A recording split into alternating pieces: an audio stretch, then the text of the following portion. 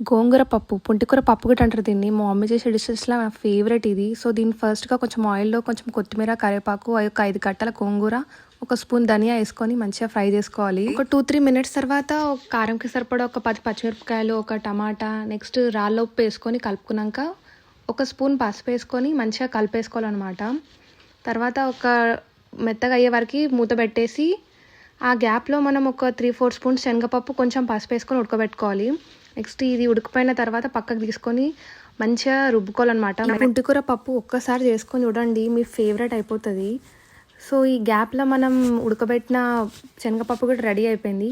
So, దీంట్లోకి పోపు ready చేసుకుందాం. ఈ పోపులోకి కొంచెం ఆయిల్ పోసుకొని జీలకర్ర ఆవాలు ఒక స్పూన్ వేసుకున్నాక, ఎల్లిపాయలు ఎంత వేస్తే అంత టేస్ట్ ఉంటుంది అన్నమాట. సో, ఎల్లిపాయలు వేసుకున్నాక ఒక 3-4 ఎండుమిర్చి గిట తుంచుకొని దాంట్లో వేసుకోవాలన్నమాట. సో, మొత్తంగా ఈ మిక్స్చర్ అంతా మంచిగా ఫ్రై అయినాక ఈ పోపు మనం నెక్స్ట్ ఈ పప్పులో వేసుకోవాలన్నమాట.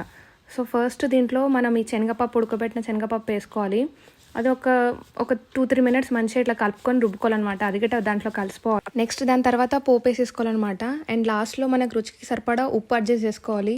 అయిపోయింది. ఇంత సింపుల్గా ఉంటుందన్నమాట ఈ ప్రాసెస్. నెక్స్ట్ మనం వేడివేడిగా అన్నంలో కొంచెం పక్కకి వేసుకొని కలుపుకుంటే ఆ టేస్ట్ సూపర్ అంటే సూపర్ ఉంటుంది.